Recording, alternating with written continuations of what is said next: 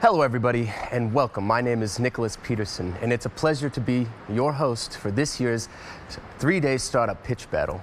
I hope you're all excited for the upcoming pitch battle and I'm looking forward to hearing about all of these creative ideas and innovations. Our talented teams have spent the last 3 days developing their ideas and working on their business models with their amazing mentors. Hopefully, they also had fun and made long-lasting connections with the other fellow participants. Dear teams, now it's your time to show what you have achieved during these last 2 days and convince our jury of your startup ideas. But first, it is my honor to present this year's jury to you. We are very happy to have them on board. First, I'd like to introduce Mr. Ralph Zastrow.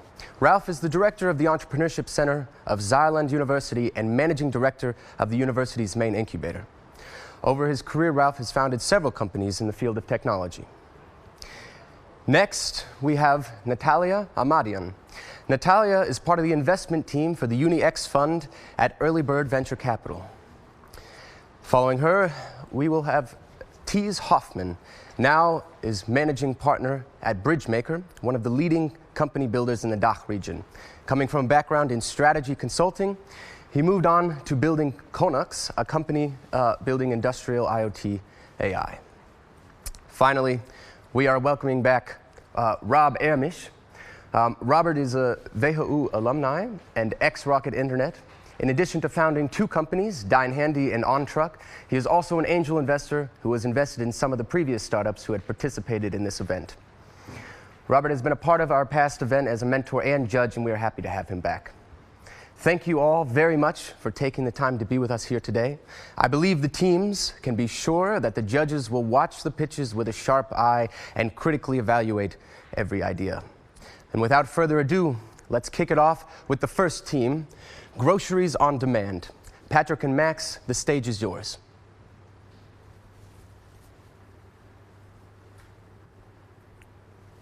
So, hello, my name is Patrick.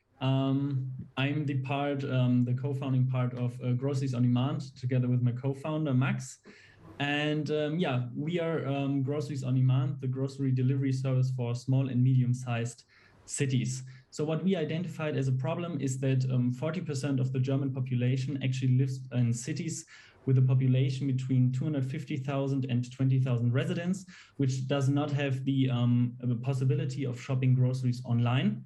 And there's overall in Germany a very low e-grocery penetration rate, which comes through the situation in the smaller cities. And this noticed comes through the problem that the Rewe Lieferservice is actually not identifying their customers' needs correctly.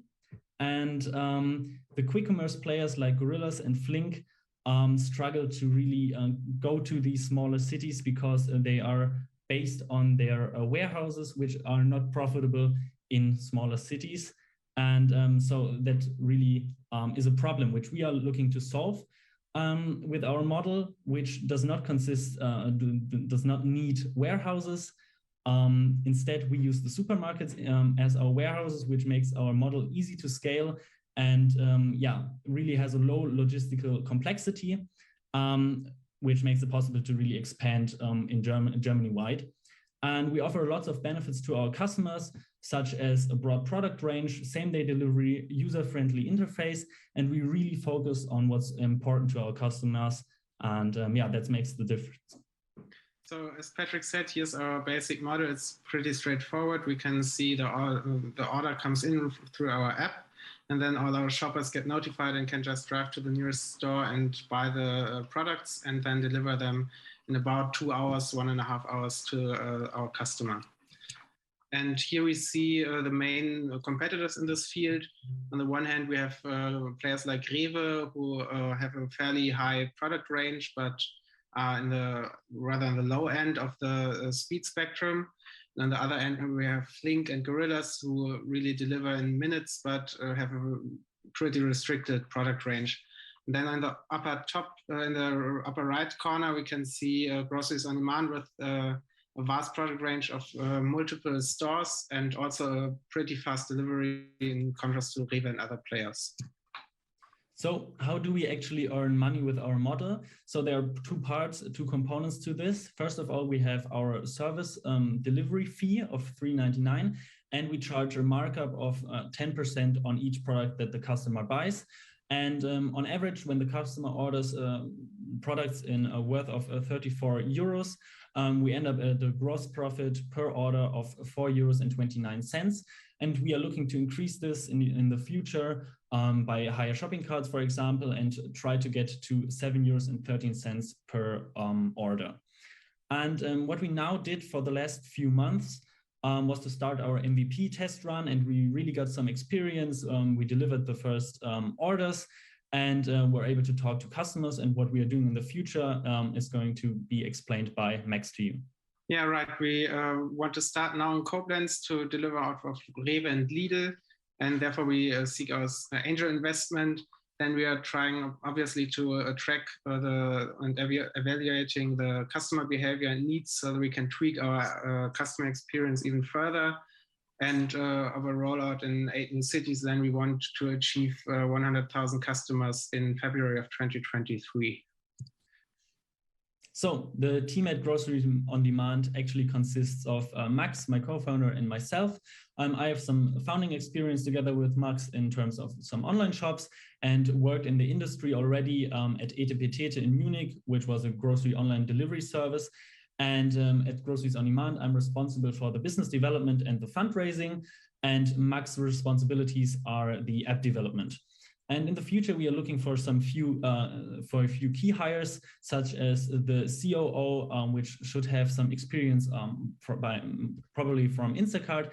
We are looking for a CMO, the head of HR, and some support staff. So our fundraising goal is actually to reach 50,000 euros to start our test run in Koblenz. And most of our funding will be distributed on marketing, personal expenses, and our website. So yeah, this was our first presentation, and now we are open for some questions. Thank you very much, Max and Patrick. I would like to turn it over now to our jury panel for Q&A. I'm wondering if you have the demand in the smaller cities, because especially the older generation tend to use the grocery shopping as kind of a social event. Especially since the pandemic. So I'm wondering if you have the demand that you have in the bigger cities in Germany, also in the smaller cities?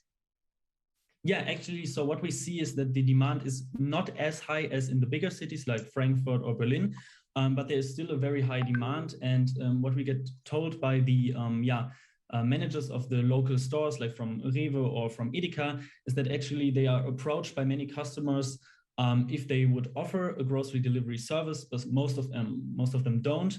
And the customers of the Rewe Liefer service are not really satisfied with the solution they provide. And also for the elderly, shopping can get sometimes really difficult. And I think now during the pandemic, this is even a bigger topic. So the demand is actually there, and it's not as low as you would expect. It's just not as high as in the bigger cities. So I can also say that at least in my area here in Potsdam, the Rewe Lieferdienst is always booked out. So I totally believe the demand. I've not been able to use it once in 6 months because there's no slots. I was wondering though, the €3 per delivery for the rider, that seems very, very, very low. I mean, I assume there's a bike involved, not a car, but still, even with a bike, if they go inside to go shopping, so €3 seems not at all a lot. Maybe you can elaborate on that? Yeah, sure. So the idea is that the deliverer does not takes one order, goes to the supermarket and drives to the customer. We really want to bundle the orders so that the shopper actually buys between 3 to 5 orders at once. And we are actually paying more the higher the order value. So if some customer orders for €100, the shopper will not just only get €3, he will get €4. So he will be rewarded for higher basket sizes. And we are really looking for the bundling of orders in order to earn at least like 12 euros per hour. That's our goal, and that's what we are trying to achieve by our optimization processes. So we have a route optimization and a shopping optimization inside the stores, so that the process of shopping really gets as efficient as possible. Also, actually, we are doing it with cars, and due to our delivery time of around 2 hours or 1.5 hours, we are really able to bundle a lot of orders at once. So that's actually possible in smaller cities due to the lower density of residents. Okay, about the question, Mike, Ralph Sister here. My question is, what do you expect from the market dynamics? I mean, for my case, what I understood is, okay, it's a market segment which is relatively not penetrated yet, but the players there, which are maybe not optimized yet, but what do you expect in the future? So what dynamics will be taking place, and how do you defend your position?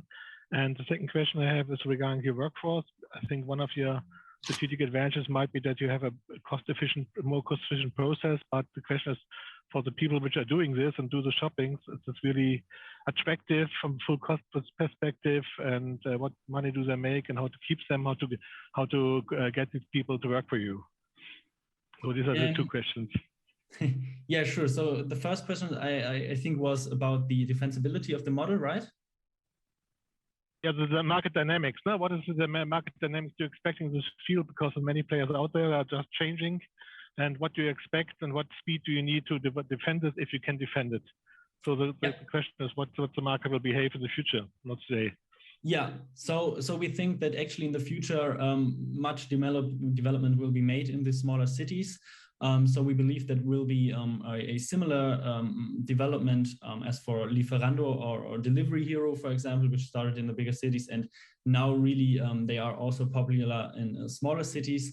And if you look outside of Germany and even outside of Europe, this is actually exactly what we see, that smaller cities are actually as interesting for delivery services as bigger cities. And we expect to really, the market to grow there, and more players will obviously, look also into the smaller cities. And for the defensibility, we are aiming to, really have to cooperate with the supermarkets like Rewe or Edeka or even Aldi, and really have, strong cooperations in place, which makes it, difficult for other players to enter the market. And really fast customer growth is also a very important thing. I think we can use our, our first mover advantage in this case.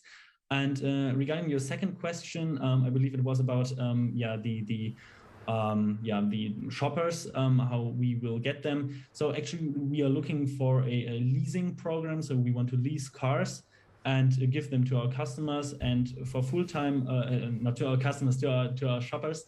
And for full-time shoppers, we really want to give them some benefits of using the cars, we are looking for some perks to motivate them and really be a fair employer. Max and Patrick, thank you so much for your pitch. Thank you for our questions from the jury. Now we're going to move on to our second team. Honest Dog, please, Sufjan and Nikolaus, where are you?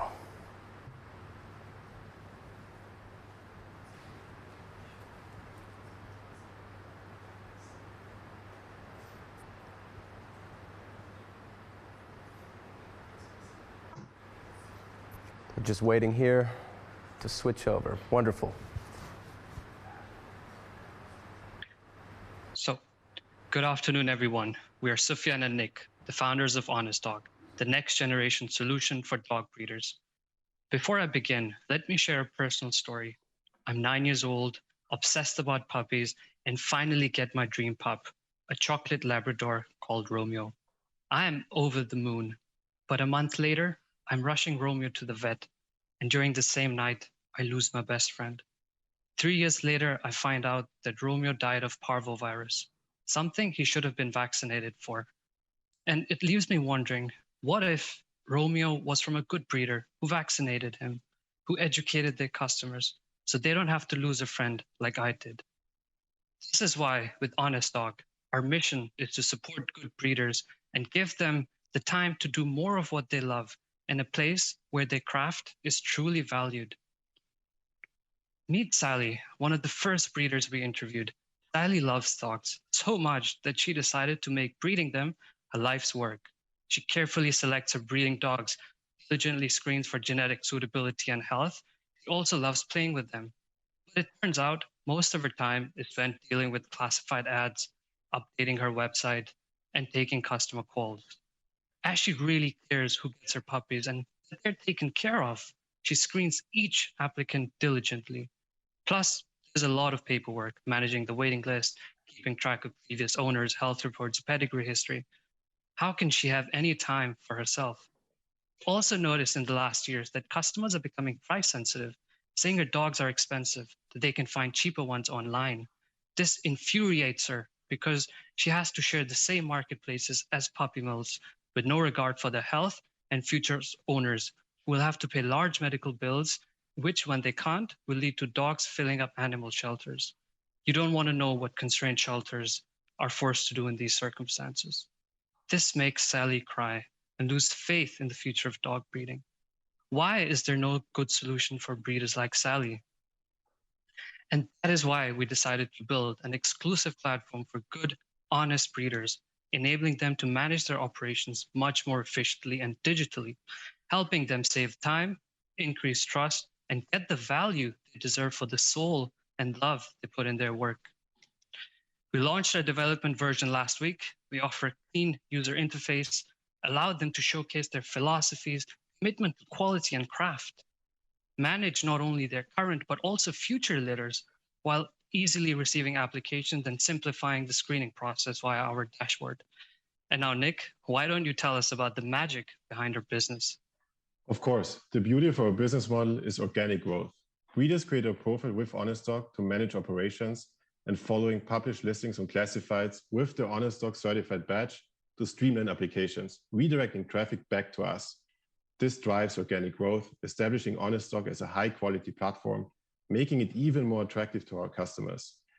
In just a week, we already received promising feedback, and customers really seem to love our idea, giving us detailed feedback and talking to us for an entire hour at midnight. We are attacking a global market of 5 million breeders, but initially we are focusing on the 100,000 professional and digital-savvy breeders in Europe. We have two key sources of revenue. We charge a subscription fee to breeders, which we estimate to be roughly 50 euros a month.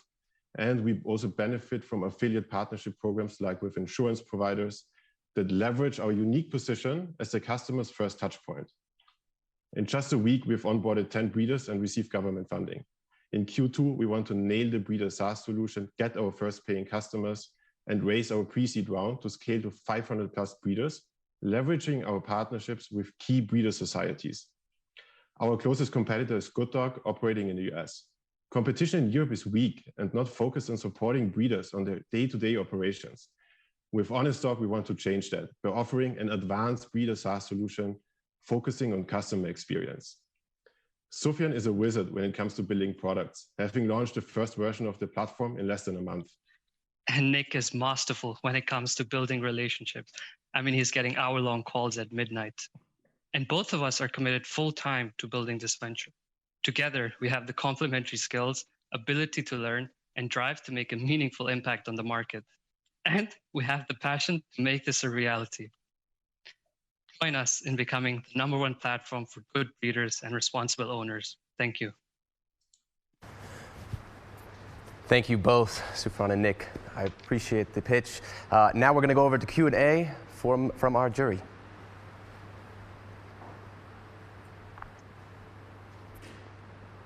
Yes, Robert?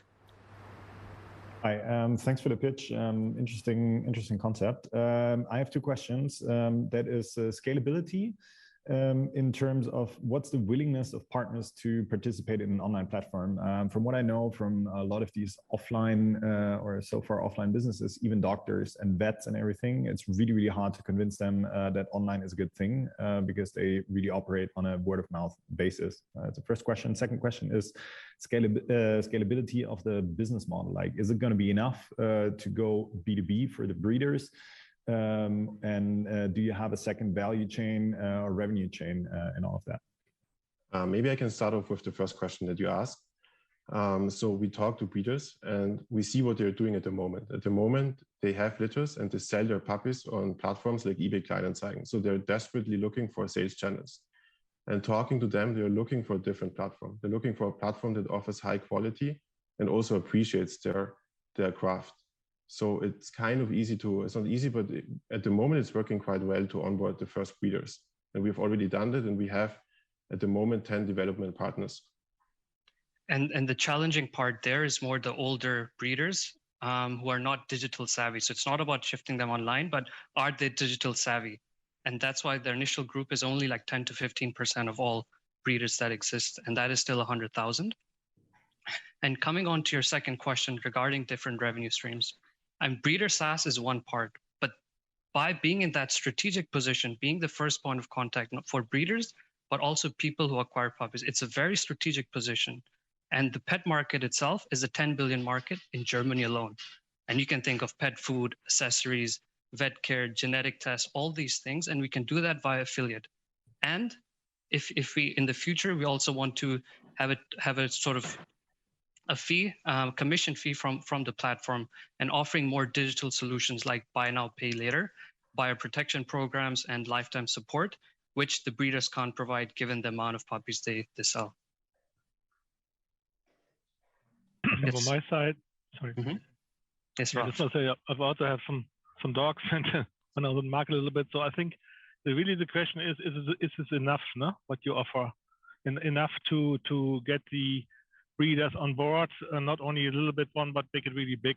But I can think of to really get these people, you have to offer more, maybe some kind of really quality platform and also some extra offers, discounts, so many things like insurances and so on. So I think the idea is only the platform of my doubt which can really reach enough breeders. And because you have to really be the number one, and you have to think about offering other things in addition to make it more attractive. Have you thought about it? Yes. So at the core of our value offering is this breeder SaaS solution. And this allows breeders not just to sell on the platform, but much more to manage their entire breeding operations, also to manage future litters, and also to receive applications for future litters, which allows them to plan ahead and give them more security about future revenue potential, and also to streamline applications. At the moment, they receive a ton of applications for just one litter, and it takes them a lot of time to find the best possible owner. With the SaaS solution, it's much easier and provides them great value. And the SaaS, the SaaS is just the base for it. Yeah, my concern is that the breeders I know, they have the network, they have the people, and they have their customers already, typically in advance. And the question is, if they have to pay for something, maybe you should think of to make some side deals to give them the money back immediately, not only by optimizing their process and their matchmaking, but also to give them extra value directly. Because for my readers, I know they'll probably not join because they are already quite quality. They're known in the market. They have their clubs. They have everything. And the question is, why should I pay extra money for optimizing my process? I think you have to think about to say, okay, if you join our club, you get a new reference, you get a new matchmaking, you get a new quality in the process, but also you get something back like discounts on certain products, so that they're really not paying. That's what my little thought. Yes, Sorry. and the affiliate program allows not just us to share, but also the breeders to share in the benefits from being in a platform that's out there, and which they won't be able to do with just their network. And just one point I want to add: so the different groups of breeders, they're like smaller breeder operations, and they mostly sell through personal contacts. But then they're also like these large-scale breeder operations. At the moment, we have like this customer in Denmark with many breeding dogs, and they sell on all the platforms that are available. They're desperately looking for sales channels to find customers for their puppies. Thank you, gentlemen, and thank you to our jury for these wonderful questions. It truly is an important topic and amazing potential. Next, I would like to invite up Willi, Fabian, and Gian, who are going to present their idea, Black Soldier Fly. And their mentor throughout this 3-day startup process was Patrick Breuer. Please. Thank you for welcoming us. I hope you can hear us. This right here is the biggest problem of our society: food waste. Everybody produces it, but nobody takes care of it, at least until now, because we do. Reducing food waste could feed 500 million people just by reducing the food waste generated in Europe. And the CO2 that builds up in landfills amounts to the same as 1 million cars being driven for an entire day. The cost is the same as 58 million households spend on food in an entire year. Our mission is to reduce the environmental footprint of the food industry by upcycling organic waste and creating a consumer-friendly consumer good. We are based in Berlin, and our plan is to equip key restaurants with a special container to collect food waste. These containers, as soon as they're filled, we pick them up, we bring them to our plant, we upcycle the food waste, and then repeat the process, thereby creating a circular economy and a sustainable circular economy at that. So this is our solution. We use the waste source, we take the waste source, and we have it run through our bio containers. And this is a new innovative technology that so far nobody's using, and we can create proteins out of the food waste. Now you might ask yourself, how is that even possible to turn food waste into a sustainable and healthy protein? It is possible because we found somebody that looks at exactly this picture and doesn't look at it in disgust, but looks at it as something delicious. And we're talking about these guys. What you see right here is the black soldier fly. The black soldier fly is an insect that feeds off food waste and consists of 50% of proteins. The black soldier fly industry has been growing significantly. We have a cumulative growth rate of over 24% in the last few years, and we expect the market to grow even further than that. Now, what makes the black soldier fly so interesting? If you just look at the yield of protein per acre, you can see it's about 100 times as efficient when it comes to protein production than the chicken, and about 1,000 times more efficient than traditional cattle. So using insect protein is the superior form of protein generation. Now, using insects isn't something new, isn't something that we came up with, but the current industry standard is that everybody's using the mealworm. The mealworm is an interesting insect. However, there's two benefits the black soldier fly possesses over the mealworm. It's something that we want to use. First of all, the development time, so the growth time of the larvae is about half as long. So the black soldier fly, our production is almost twice as fast as the mealworm. And second of all, the input material needed is also about cut in half. So we have the cheaper product to produce and we have the faster production side. Now, what do we want to do with this black soldier fly protein? We want to turn it into pet food. Why pet food? Because there's an emotional bond between pet owners and their dogs and their cats, and they're willing to pay a premium for very good pet food. The benefit the black soldier fly possesses is that it is hypoallergenic, natural, highly digestible, and actually scored the highest for tolerability in dogs. And third of all, it's sustainable. And these are all criteria that are becoming significantly relevant in the pet food industry, and we possess and benefit over traditional food. Our competitors currently are mostly based in Asia. However, there's one European player, who is called Protex.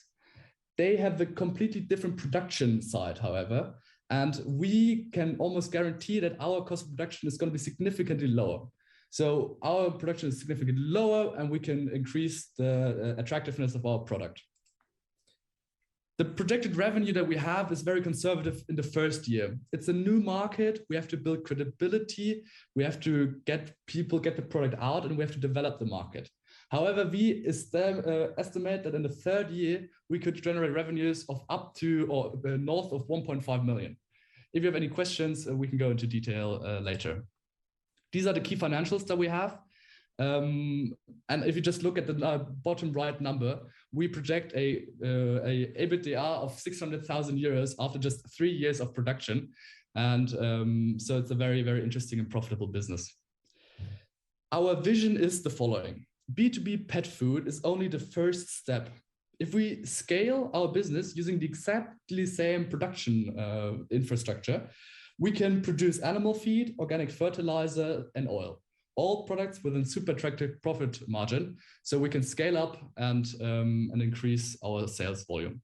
Once again, our mission is to reduce the environmental footprint, which we do by scaling, and create a variety of consumer-friendly goods.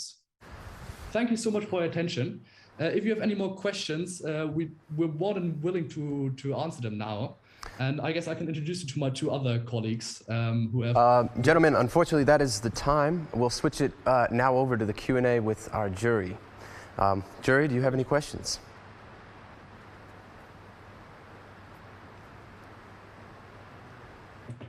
Yes. I have one question I have is, maybe I was too fast, but are you planning to build up your own pet food brand, or are you planning to build up an ingredient for pet foods, for example? Very good eye, because we've used two different logos, two different brands. First of all, we have our production side that we want to use as one brand, and then we want to build up a second brand. Right now, I think the easiest way to get into the market is going to be the B2C market. So we have established multiple marketing channels and sales channels. Maybe Fabian, you can tell me a little bit about our sales channels and what we plan. Well, to answer the question, yes, we are planning on developing a final good. So we wanna distribute it ourselves, especially as Willy stated, in the B2C the entry barriers are much lower. So B2C is a good start, and fulfillment via e-commerce sales channels. So using our own platform D2C, but also leveraging other sales platforms such as Amazon, for example. Okay, the next final question is how you want to evaluate whether this market exists. I mean, because if you look at the pet food market today, it's very emotional, and you have to sell the story that you have different kind of proteins, and you have to get it into mind, because the pets are more emotional than almost kids sometimes, and even bigger market. So I think it's not an easy marketing game to play. A very good question. We did a bit of we asked multiple people, and we came up that a lot of people are unhappy with the current pet food because dogs and cats react differently to certain kinds of dog food. And this is the benefit of having the hyperallergenic part. So we can almost guarantee that dogs will like it almost. Second of all, we have the cheaper product, so it's way cheaper to produce. So we can argue we have the better product for the better price. And because this comes into play here, we only expect on selling about 60% of our production volume in the first year. We could go out, give out free samples, build credibility, make people familiar with the product, test the product, and then win them as like long-term customers. One question from me: how do the three business dudes solve the technical aspects of handling big amounts of insects?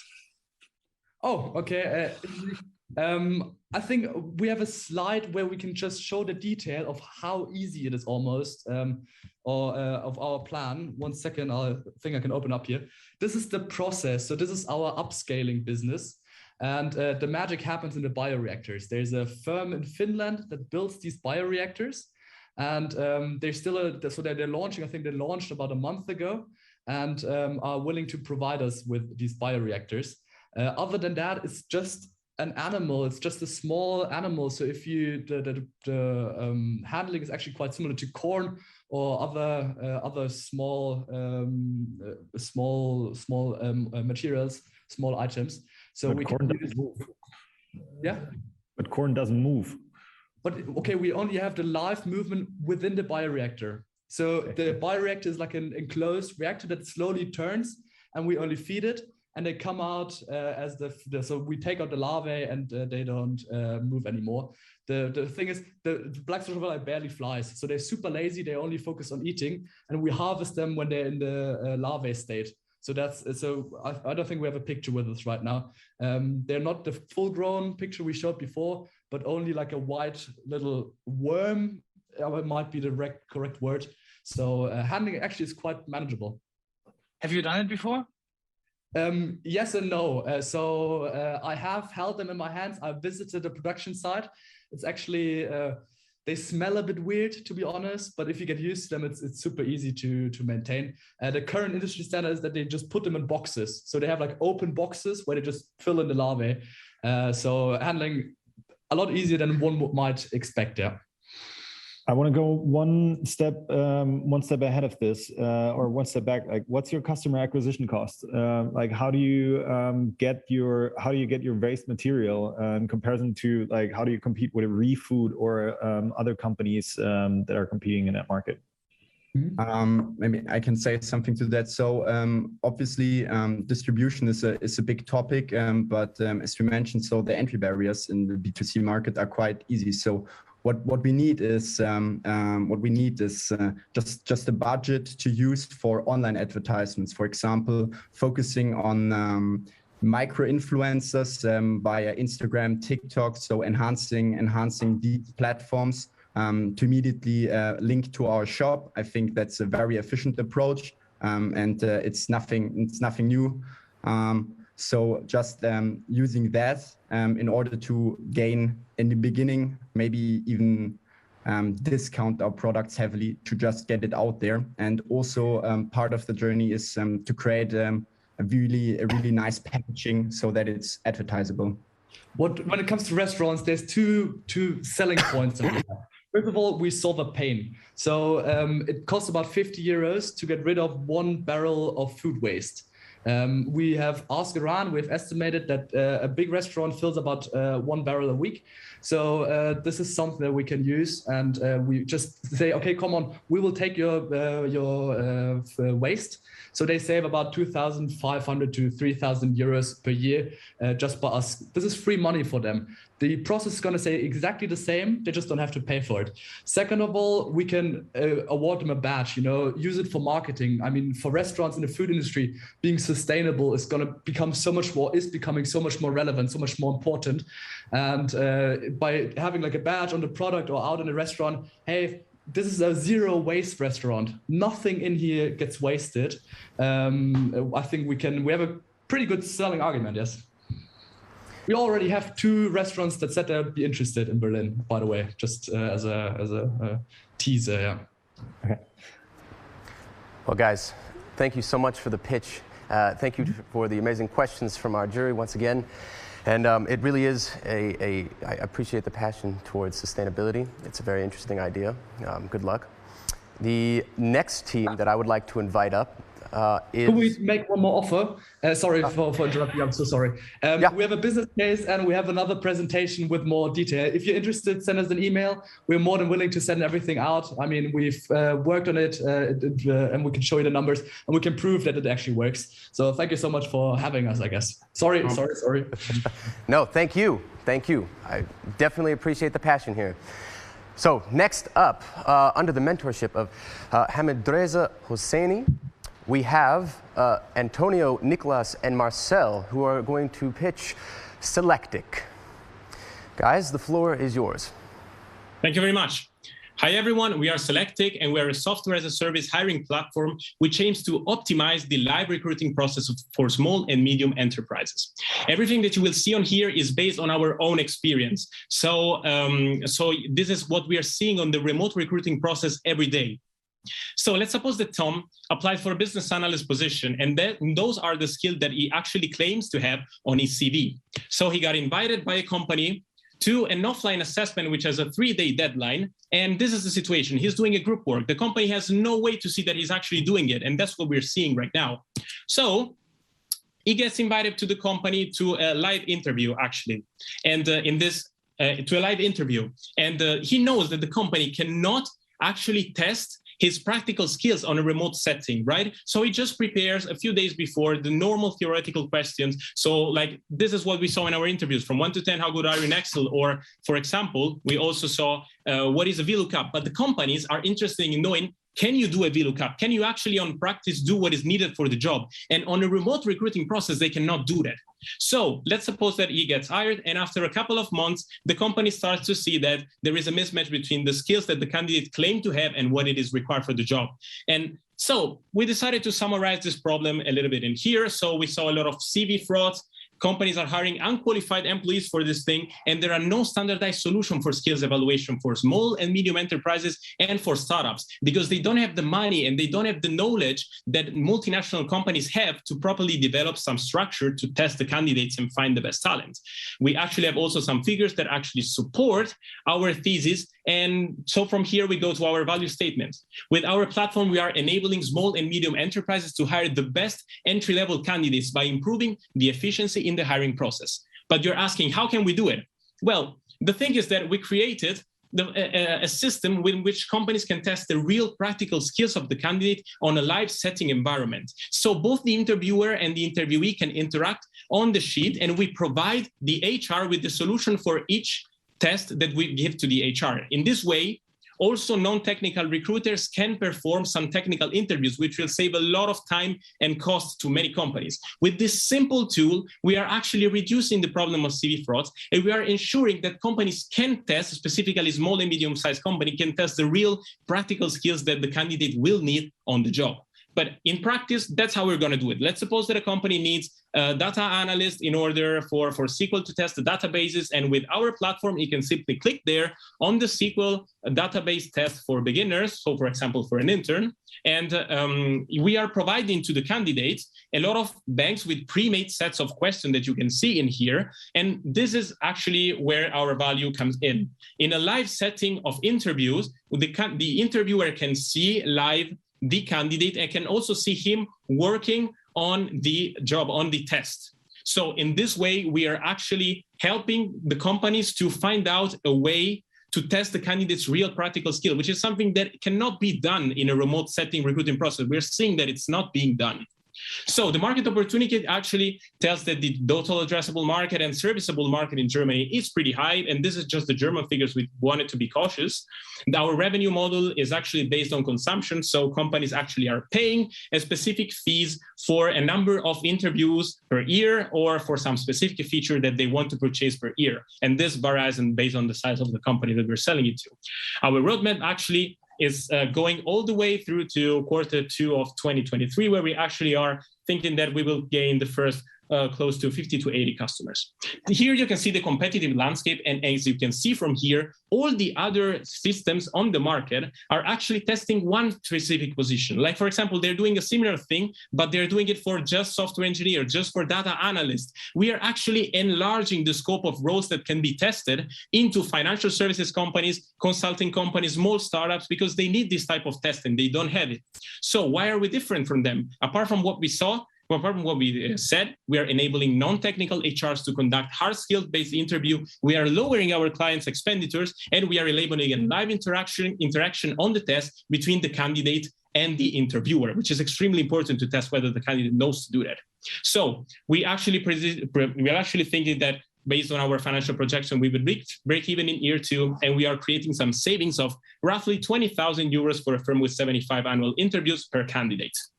Our funding, which we will need to set up the platform development, content creation, and marketing and sales, is around 400,000 euros. So after everything that you saw in here, we're asking the candidate from 1 to 10. Now he can answer how good he is in Excel. Thank you very much. This is our team, and we're looking forward to know a little bit more to respond to your question. This is Antonio, by the way, that is actually the technical guy in here. Yeah. Thank you both, Antonio and Nicholas. Now I'd like to head over to our jury for questions. Sorry, go ahead. No, you can go ahead. Yeah, I just want to say, for me, I think it's a great idea.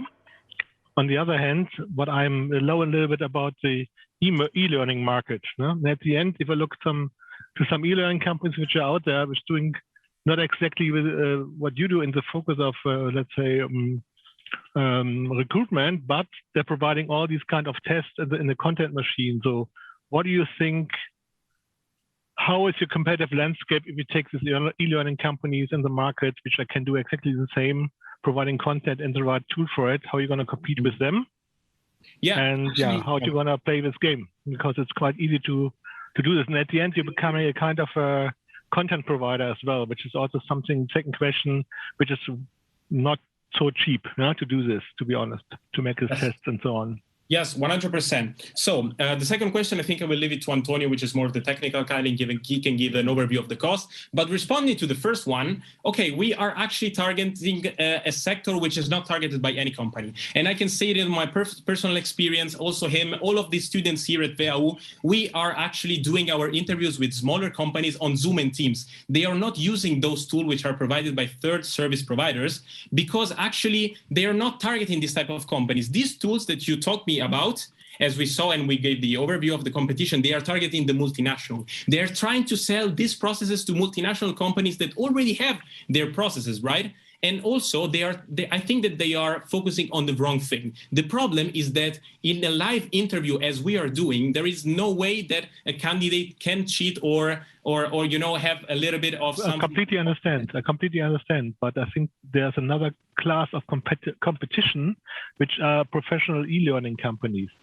That's something I would definitely take a look at. And by the way, if you're interested to have further talks about it, maybe can give you a hint, and I also can maybe provide you a strategic partner or investor.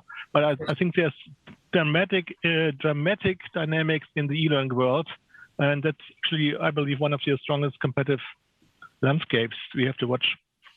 Yeah, I mean, thank you very much for the question. That's also part of our funding that we need. I mean, it's important, but of course, our value should be driven about this live assessment. So this is why also it's part of our budgeting to us 400,000 euros, not just for the platform implementation, but also for the library and content creation. So also we have partnership also with consultants, and we some also e-learning companies that can also prepare us perfectly some question to do to the candidates, and also we also can let also the companies to upload their kind of question in order to test directly to the candidate. Yeah, there is an upload section also for companies, but the important thing is that small and medium enterprises, it's a blue ocean right now. There are e-learning platforms which are surely trying to do this, but the fact that there is a lot of space in the market. There is not for multinational, but what we are targeting is companies that don't have this standardized process, and that's a blue ocean. There's a lot of space to move in there. We saw it. We saw that this is not really taken into account, the remote recruiting. We saw it a lot in these months. To answer your question, by the way, maybe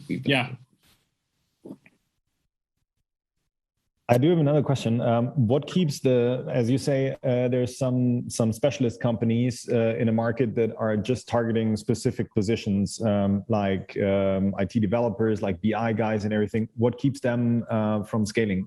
What do you think they're just exercising their one field until they're perfect in that and then scaling into other jobs? You go or well, actually, I believe that they are doing that because it's based on their capabilities. We are business guys, and we saw that thing from the beginning, because we saw, okay, we were doing interviews for financial services company, consultancies. I believe that these companies don't see the real value. They think, okay, if you're a software engineer or if you are a data analyst, you actually need to know some hard skills like programming, things like this, but they don't still get the fact that also in financial services and in consulting, you need some programs to do your on-the-job task, And I think that nothing is preventing them from targeting also this environment. But the fact is they're trying to go for the big players. They're trying to go for Amazon. I'm seeing their customers Google this type of companies. And the fact is that they don't understand that there are a lot of companies which are smaller and need to optimize and need to find better candidates. And so we are not going after what everyone is going to, which are the big companies. And we're going through in the smaller section, and we're going through this type of things. We saw an opportunity. Obviously, they can do it from tomorrow, but we will be kind of already having a good capabilities in the time with that. We are the first movers in this kind of thing. There is nothing that is targeting in this way all of this position and supporting HRs in small and medium enterprises. If you want to add something. No, I mean, it's fine. How do you want to address those SMEs? Because this market can be really tough. Right. Okay, we can address this. In order not to No, I mean, in order to address the SMEs, I mean, we have we contacted some SMEs, also the WHU. I think that the network of WHU can help us a lot by doing that.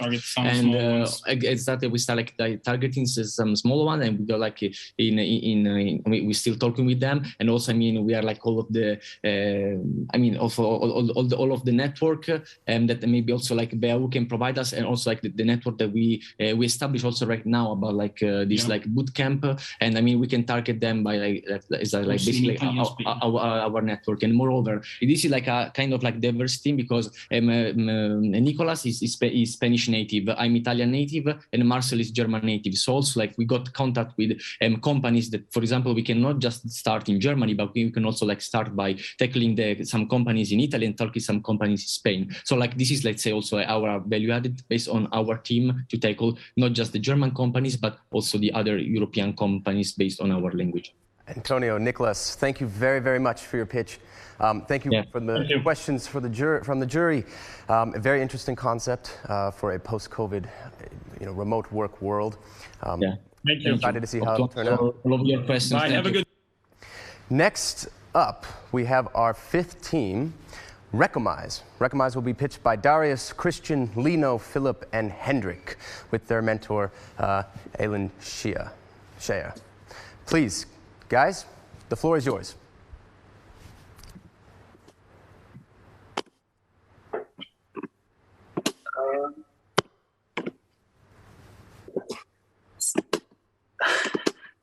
Minor technical difficulties. So,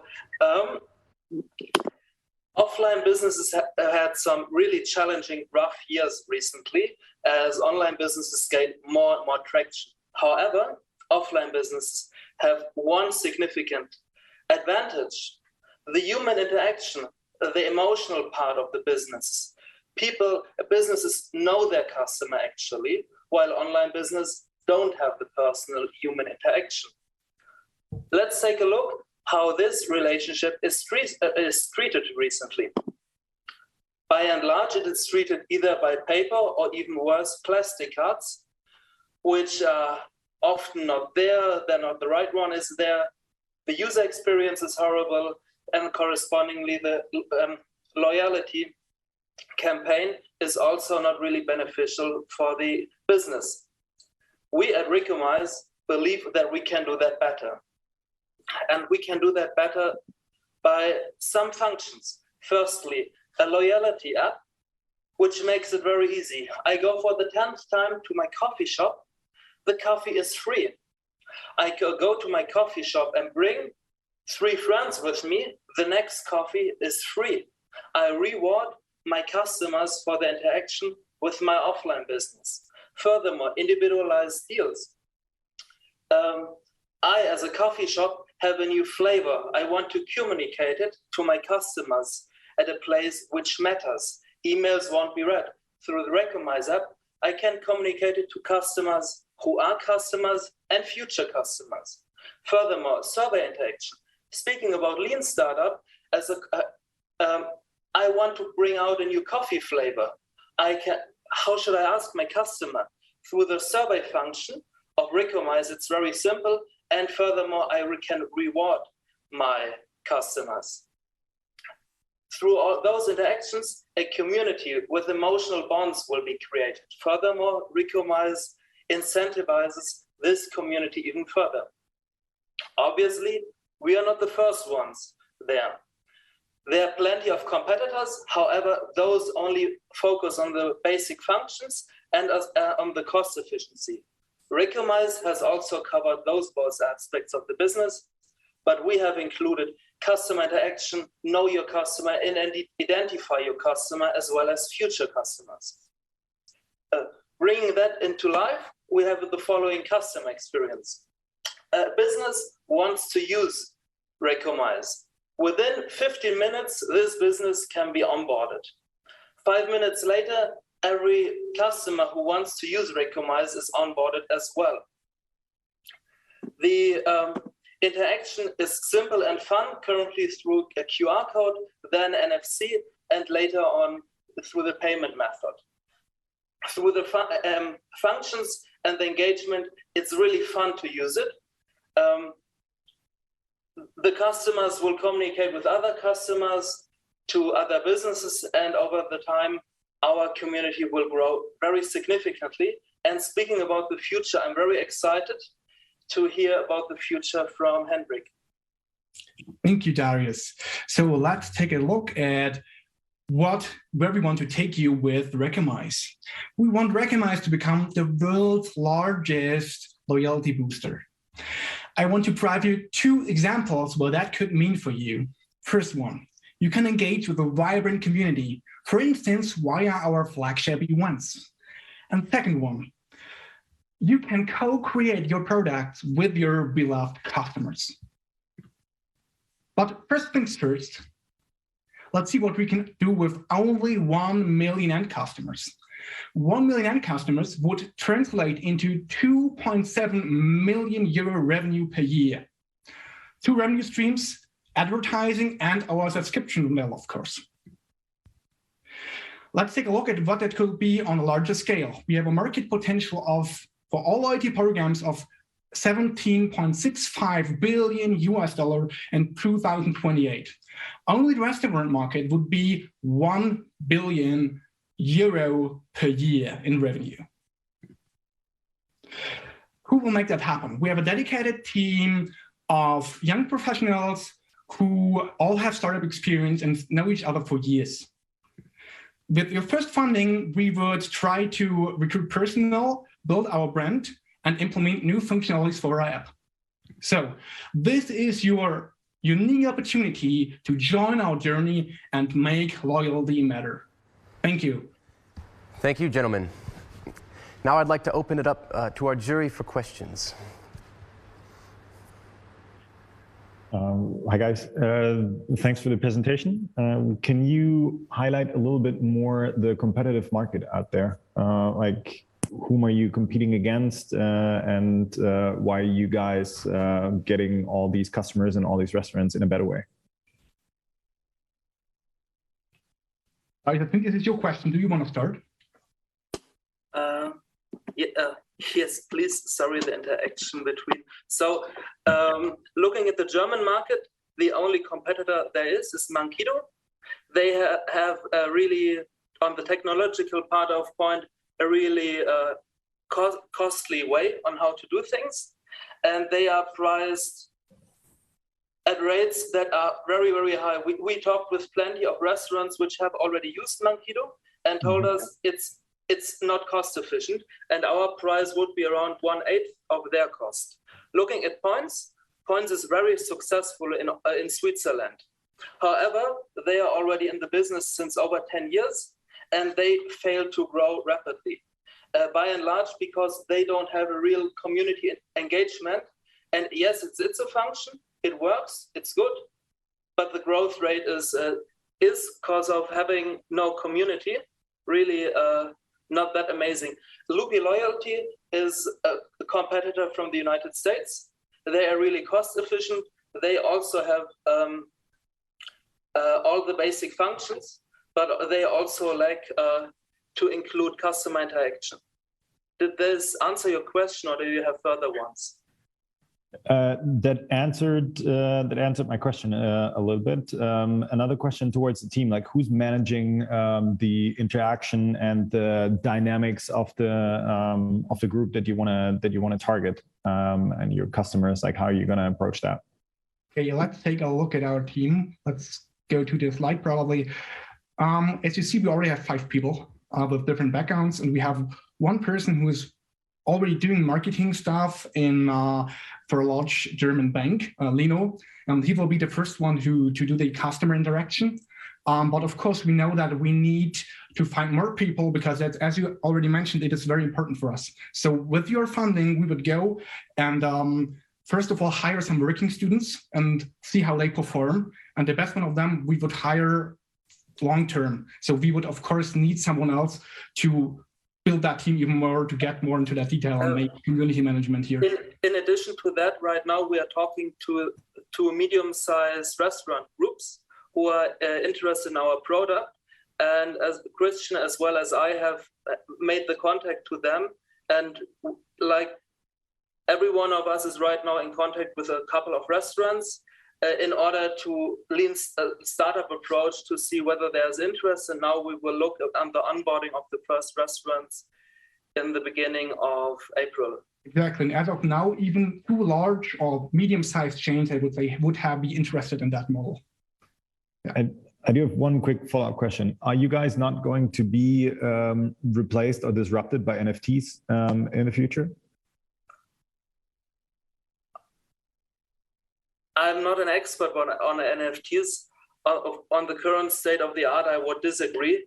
Maybe in the very long-term future, however, maybe we can add if NFTs are the thing, we can add that technology if we already have the platform where the restaurants are on. Well, actually, I think the question, you could also ask Facebook the same question. Will Facebook be replaced by NFTs? All platforms could be replaced by that from a technological perspective. But I don't think that will be the case. But of course, you need some customer service. How do you want to organize customer services with NFTs? I think you need someone in the middle, the platform that provides the service and cares about the customers. And that's exactly what we will do. And so I don't really think that local stores, local restaurants in Germany would accept an NFT-based solution.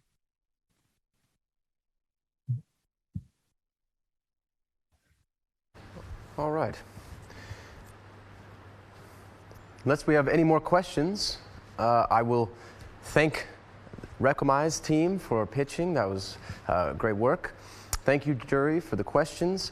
And now we're going to switch it over to our 6th team. Presenting for the 6th team is going to be Chantel, David, Kai, and Lucas, with a mentor, also Judge Ralph Zastrow. They will be pitching Silver Dot Match. Guys, take it away.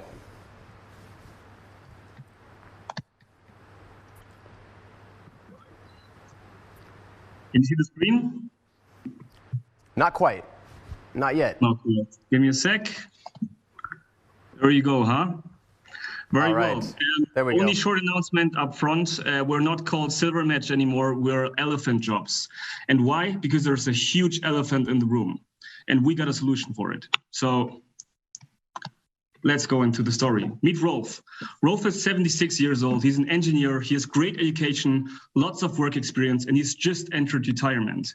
He's what we call a true elephanty. He's wise, he's skilled, and he's experienced. So you would think Rolf is happy. No, but he's not. 8 months in, Rolf is struggling, as are his peers. Hello, retirement blues. Retiree life is not as joyful as they thought. And now, looking for a work opportunity to get into social interaction, to pass on knowledge, to feel needed, and to create impact, a challenge arises. There is no way for Rolf and his peers to find work opportunities. At the same time, Mittelstand Deutschland is desperately looking for skilled talent, hindered to run and grow the business. And that's because they have not thought about elephanties before, but elephanties, thinks Mittelstand Deutschland, sounds promising. And as a matter of fact, both sides, so elephanties and companies, are ready for the challenge. 50% of elephanties are willing to work beyond retirement in a flexible manner, and 30% of companies are ready to hire experienced retirees. And here is where our solution kicks in. We are here to solve it with our job marketplace. Elephant.jobs is a job marketplace that matches experienced retirees with companies for flexible working opportunities. Elephanties get access to promising work opportunities, added services so they can earn money in a very stress-free way, and match with gig opportunities with high convenience and full flexibility. Companies get access to skilled and experienced talent at a low cost compared to other providers, and with the same convenience and the full flexibility. So this is how the magic works, guys.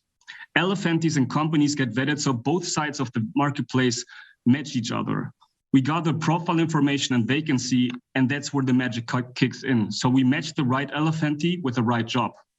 And after each match, we gather ratings on the C side and on the B side so we can make sure that the matching gets better and better and the proposition gets better and better over time. Sounds good? This is how we will make money. We will monetize on the B2B side, and we will start with job matching. So for each successful gig commission we have enabled, we take a gig commission for each successful gig. Number two, we'll move into employer branding, because in the future, companies will really want to position themselves as attractive employers for the skilled workforce, right? The experienced workforce. We will give them the opportunity to unlock features for employer branding on a subscription-based manner. And then number 3, once we have accumulated a substantially quantitative and qualitative candidate database, we will move into active sourcing with a subscription-based proposition. So in a nutshell, really attractive monetization streams, guys. The market is huge, will grow strongly, and is ready to be captured.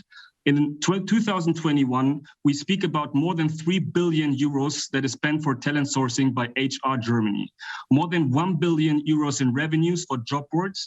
And if we take this with a 30% willingness to pay and to hire elephanties, we get to a market size potential of more than 300 million euros. And this will grow in the future because we have an increasing war for talent, we have an increasing flexibilization of the labor market, and we have a strongly aging demography. And you will ask yourself, why is there nobody tapping this opportunity? And so are we asking ourselves the same question? If we take a look at the market, we see lots of providers tackling the job board segment, right? But on the skilled retiree segment, so what we call elephanties, nobody has a really promising proposition with both sides that is ready to scale. And this is where elephant jobs will make the magic happen, right? We will have a very proficient go-to-market approach where we tap multiplicators as channels to build liquidity in the marketplace. Government and labor unions, print media, right? The employers themselves looking to kind of attach to the workforce, word of mouth. We see several promising channels to tap this opportunity.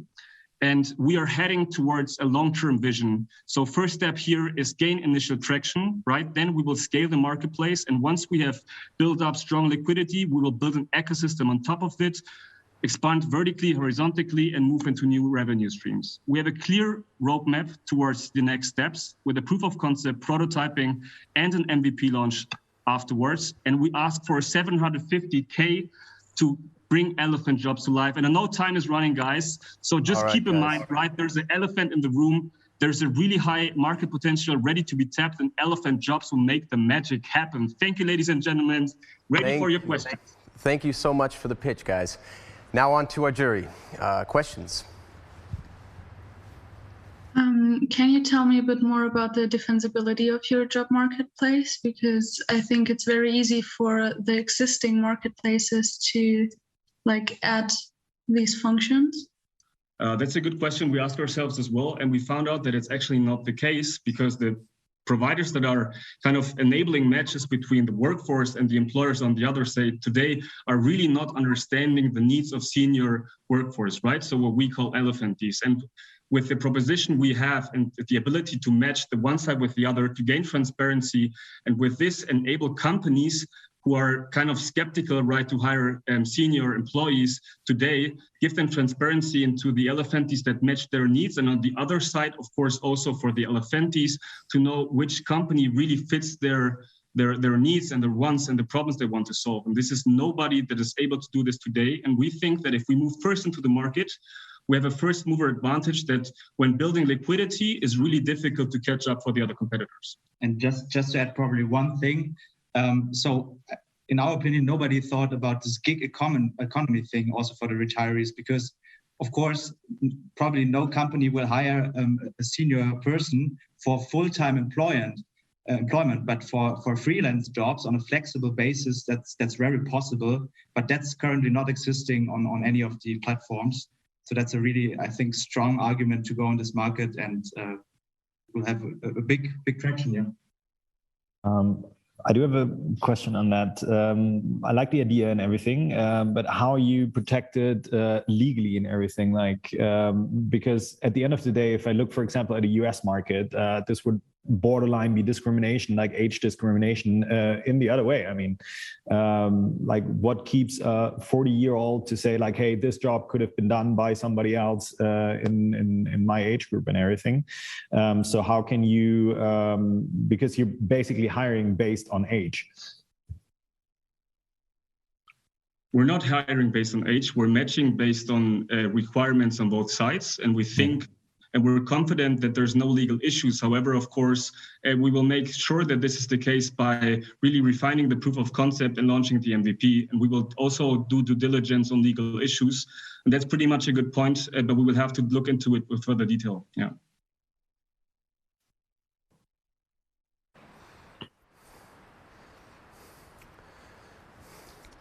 Any further questions from our jury? If not, then... No, I'm still stuck on that. I'm just stuck on that a little bit because if you don't have that age filter, sort of, then it's something that pretty much all the other companies and HR matching platforms could pretty much do out there. And so I see this like as a little bit of a catch-22. If you put a filter for age, then you have a USB, but you kind of run into a legal issue maybe. And if you don't, then you're basically competing with a lot more technically advanced companies out there. All right, but then let me maybe ask a counter question. If the recruiting market is so huge, why don't you see new incumbents moving into the field with really tailored niche propositions and without Stepstone, Indeed, and the other big recruiting players being able to defend that and really tapping easily into the market? It's because I can answer that to you. It's because there's really specific needs per vertical, which we are identifying and we can cater to. And with this, really locking in also the target group on both sides with a strong brand and with data advantage, because with each data point you gather, you get more proficient in the matching. And with this, your proposition gets stronger because the satisfaction goes up on both sides.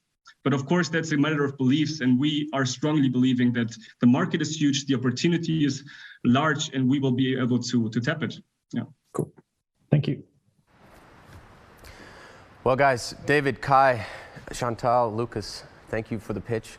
It's a very interesting solution to definitely an issue we have. Anyone's older relatives knows this.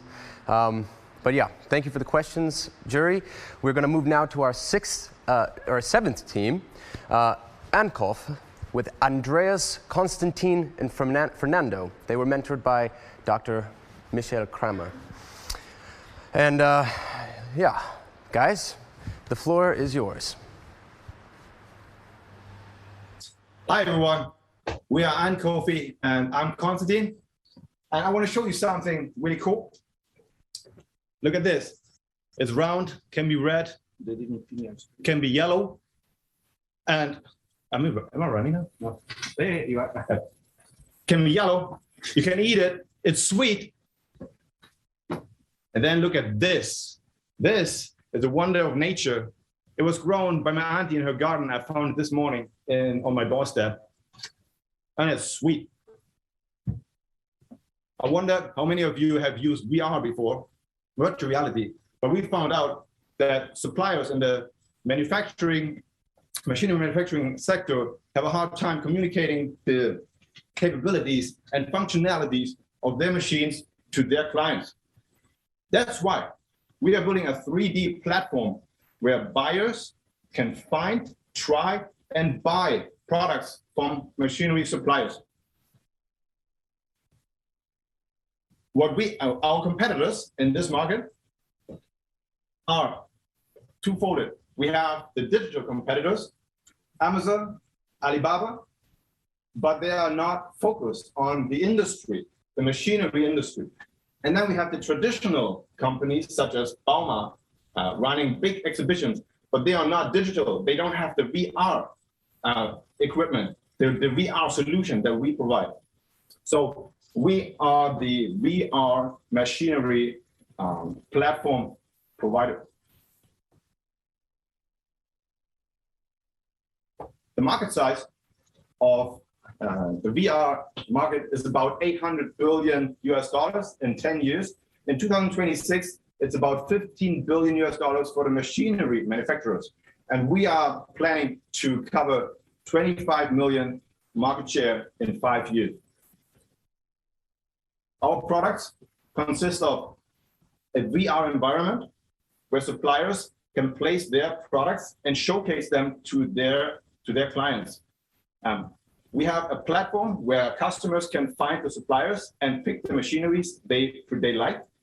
We have a tool to allow the suppliers, the machinery producer to digitize their own machines and put them into the VR world, to become part of the VR world. And fourthly, we are the VR exhibition provider, 24/7, 365 days a year.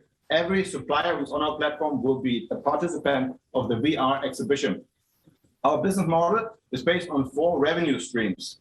First, subscriptions paid by the suppliers who are part of our platform. Second, digitizing the assets, the machines of the suppliers, and putting them into 3D VR space. Thirdly, we help them create leads through the VR space. Customers who want to experience the machineries are new leads, and we can charge by the lead. We will also provide a tool to suppliers to become part of the virtual reality if they don't want to have developers helping them with that. We charge for the tools.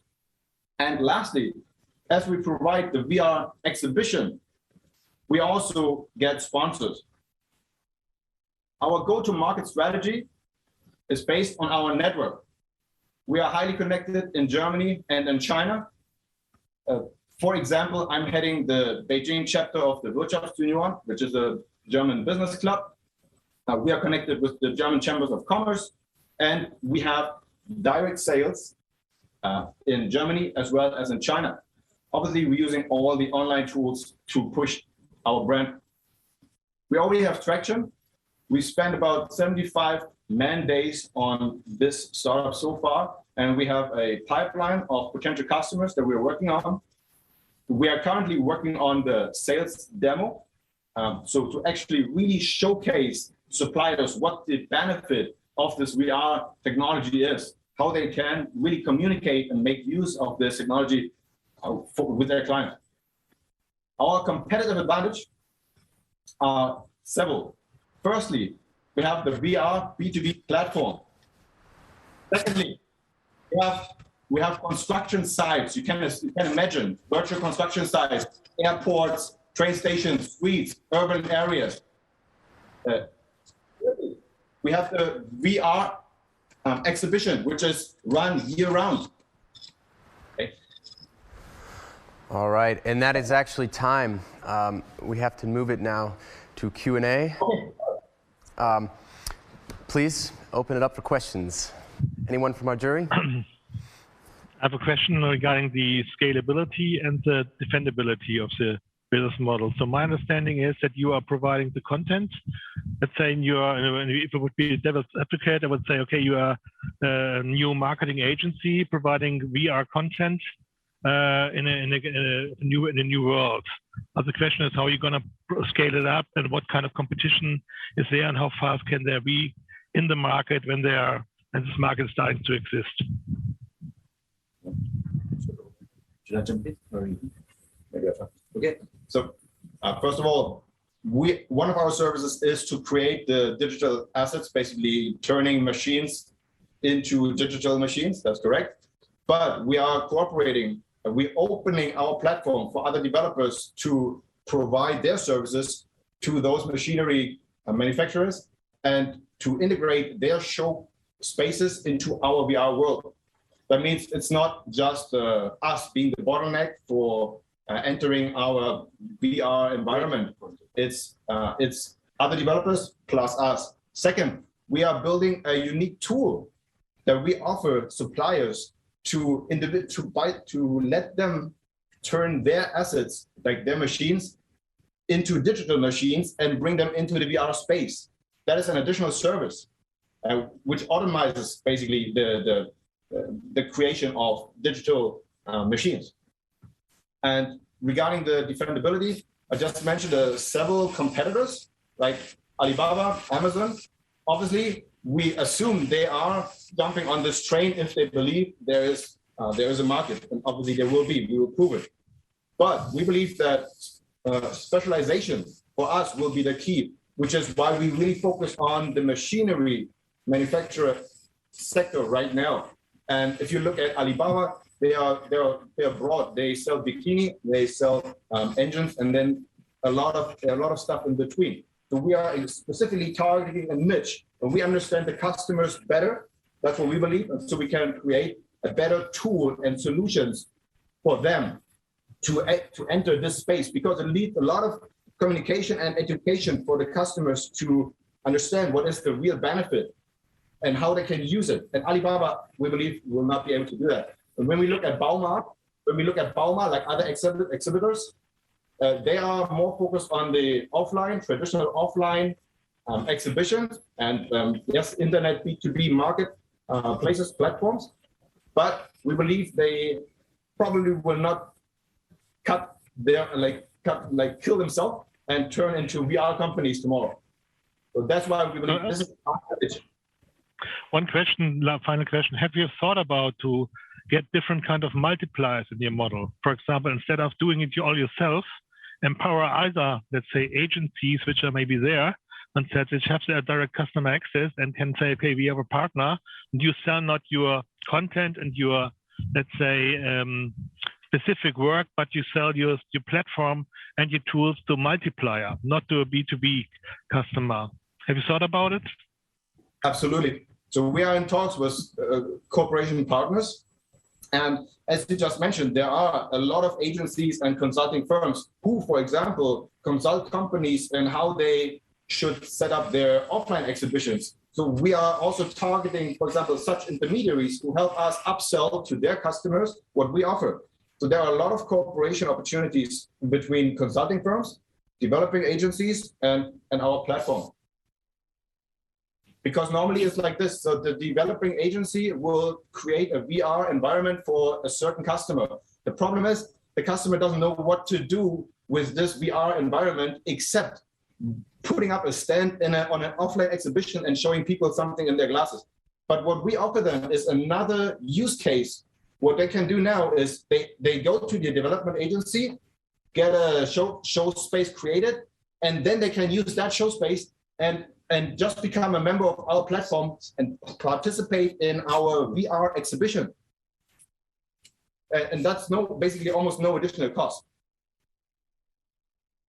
It gives them another channel to sell stuff and to better communicate to the customers. 24/7 exhibition space, basically. Which you would then, however, have to have a lot of B2C clients or B2B clients that are willing to go to your fair that have to have the equipment, the VR equipment already. Can I jump on that? Please, this is Fernando. He is the CTO. We don't have much time. So we're not just doing this for the PC VR devices, because that's one problem. For example, aside from the exhibitions, there's other fields, other directions this will go, like virtual training and training for maintenance procedures and installation procedures, especially for Germany and China, and the other way around. Sometimes that's a problem. But so this, apart from PCVR, this is also for standalone headsets. And then there's always fallbacks for even Google Cardboard, which for example, for a provider to send to their client a set of Google Cardboard in the app, the QR for downloading the app. And even on PC without VR and on the phone without VR, it will be just 3D, but we have to have fallbacks for the interaction within the environment for that. So, because otherwise it's only for people who already have the VR headsets.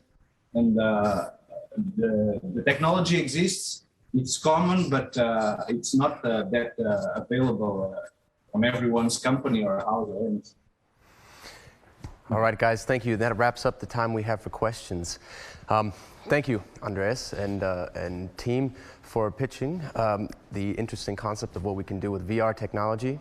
Thank you, judges, again. And now we're going to our 8th team, Power Mind Club. This will be presented by Alex, Chenshin, and Kim, with the mentorship of Dr. Armin Wirth. Guys, the stage is yours. Yes, hi. We are here to reinvent how society looks at love and the future of relationship management. Companies are currently focusing on finding love, but what about maintaining love? I would like to ask the jury and the audience to take 5 seconds to think about your love partner. What are the thoughts and emotions that come into your mind?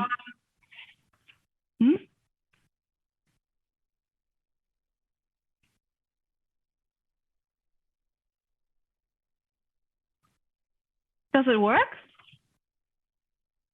Hello? Yes, everything works. We can hear you. Ah, okay. I thought it wasn't working. Sorry. Keep going. Okay. So I would like to ask the jury to take 5 minutes to think about the thoughts and emotions that come into your mind when you think about your love partner. Some of might have think about the fantastic dinner you had with your partner last night. Some of you think about the kiss that you just shared. If I ask you what you value most in your life, many of you probably answer love and good relationship. But we also have found ourselves in one of these situations. You come home from a stressful work day, you expect that nice warm meal waiting for you, and then you find your partner in front of the couch binge watching Sex and the City. You ask him again and again to take out the trash, but he still didn't do it. These easy day-to-day situations are often the hardest part. We can agree relationships are hard work, and finding counseling shouldn't be. And this is the problem we have identified. Every 8th adult are in an unhappy relationship. Every 3rd marriage ends in a divorce. Instead of always trying to find new love, why don't we learn how to maintain love? Finding counseling is still stigmatized in our society. So if a couple feels stressed, unhappy, they don't even know where to go with these emotion and relationship issues. So they end up just giving up on the partner. And when they finally find the courage to go to relationship counseling, they are often confused about the offering. It is difficult to find the right coach. They might Google it, they ask their friend circle, but they still need to call or check on it, find the vibe, look at the pricing and an appointment. Another issue is it is difficult to understand the qualification and quality. So all in all, this whole process is time-consuming and complex. I mean, these couples already have enough stress. On finding someone to help with their relationship just creates more and more issues. And this is what we offer. Power Mind Club is your one-stop shop for relationship management. Our online platform offers a specially designed questionnaire where we are able to match you with the right coach. We're working on normalizing relationship counseling through our social media and website content. Once you get matched with the coach, you can view his profile, check pricing, book an appointment, and within minutes, voila, you start your online session from your laptop at home or on vacation. And lastly, we can offer this through a secure digital payment. Now let's look at the market. The market we are looking at is here for Germany. So the market is very, very interesting. You have 70% of German adults in a relationship. So which means our market is actually more interesting than the market for dating platforms. The total market for couples above 30 makes up 25 million. The serviceable market we are looking at about is 12% of unhappy couples, making it 3 million. As a result, our initial target market is 1.5 million couples who are open to online counseling. Let's keep these numbers in mind and look at our business model. We generate revenue through the 15% commission we take for each session. We take an average of 180 euro per session based on our interview with coaches. Each couple should have an average of 6 sessions. So let's ask ourselves, 180 euro too much to invest in your relationship? I'm pretty sure I know that the Cartier Love bracelet costs more than 6,000 euros. So the market share we are looking at is about 25%. So based on our calculation, the 1.5 service initial target market couples and our average fee, 27 euros, we have a potential yearly revenue of 250 million euro. And this is only the market for Germany, because our business model is easily scalable to other countries with very little cultural adjustment and low regulatory and legal restrictions. And now, why are we the right people to solve this problem? We are a strong, diverse team with expertise in strategy consulting, business development, counseling, coding, and digital solutions. Kim and I know each other from our MBA time at WHU. We have over 10 years of experience in work, strategy consulting, coding platform, and business development. Additionally, we will be supported by an advisory to provide our clients with the best service. All in all, thank you very much for your time. I greatly appreciate we were able to present our business. Let's bring more happiness and health to our modern relationship, and let's think about you, me, and us. Thank you. Thank you, Chen Chen, for that presentation. Now I'm opening it up for questions from the jury. My question is that the whole consulting market is going to be digitalized right now. So there are many people due to COVID are running already digital consulting offers. There are big companies now they're moving on in the new work world and so on. And so what do you think about it, the platform that you provide, that the many others could also provide a digital platform that you're not at the end only a matchmaking company in a special world, but the service itself can be provided by many other platforms too. So how do you think this market dynamics and how you're going to deal with this?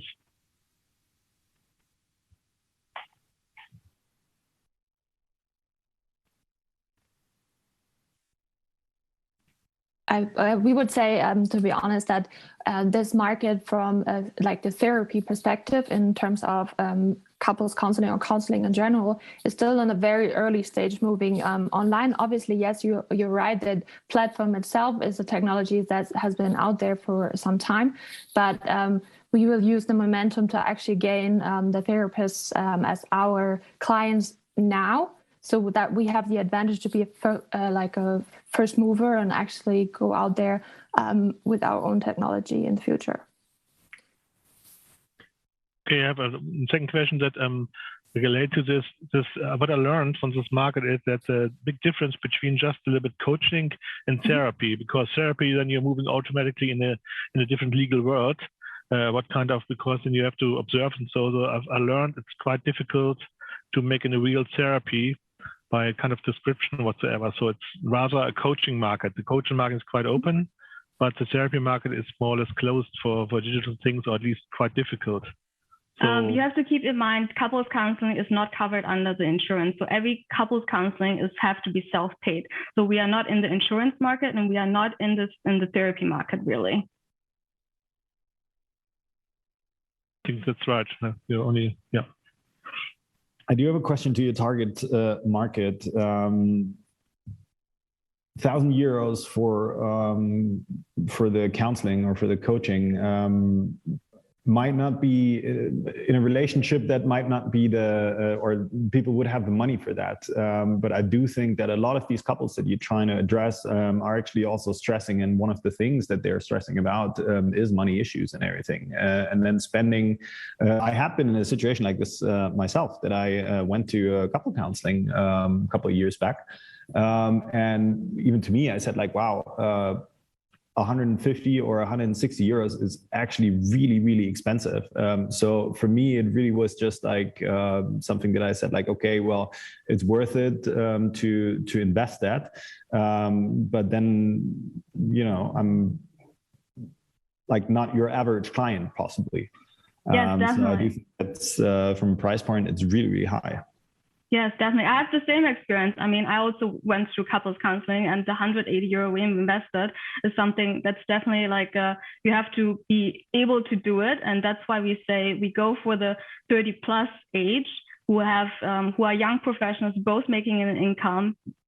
Either the woman and the man, or both partners are working, so they are able to definitely to use this investment and to work on their relationship, because it is a long-term investment. And like you said, you also were able to, and you appreciate probably the fact that you went through the counseling.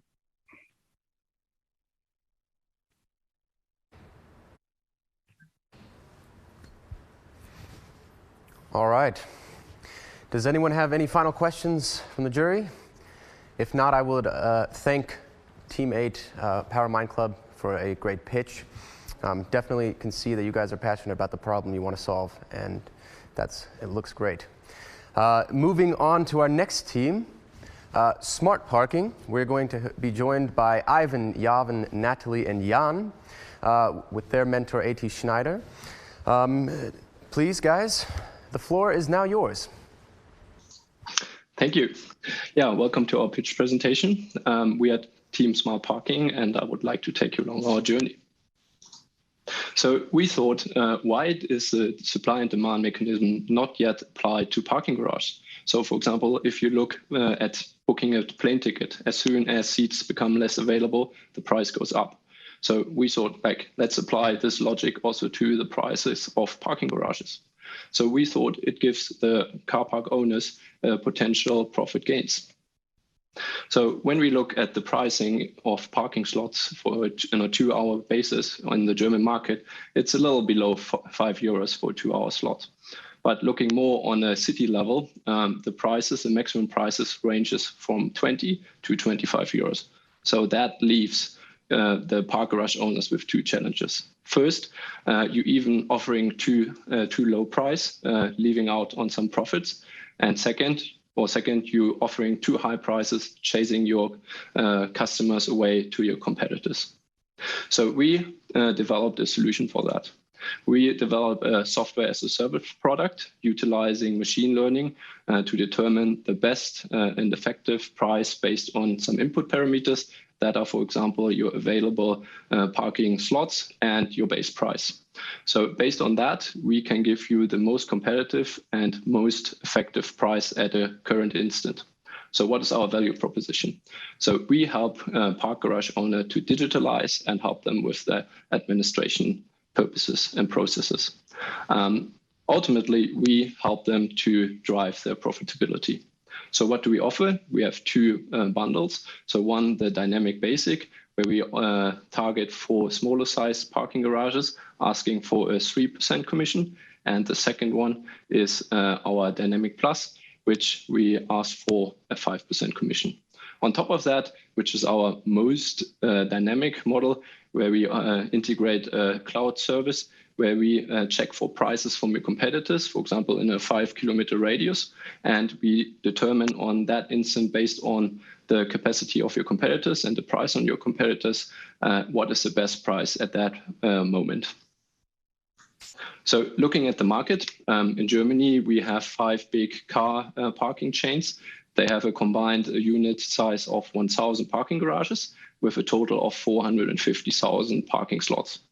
The total revenue in the parking industry is 1.47 billion euros. And we aim to drive this profitability or this revenue even higher with our software solution.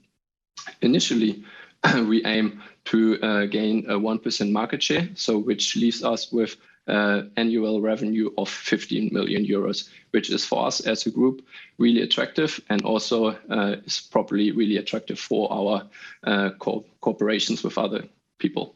Looking at the landscape, for example, we have EvoPark, also a WHU founded company. They tackle the smart parking solutions from the customer side. They cooperate with ParkNow, Parkamo, and EasyPark.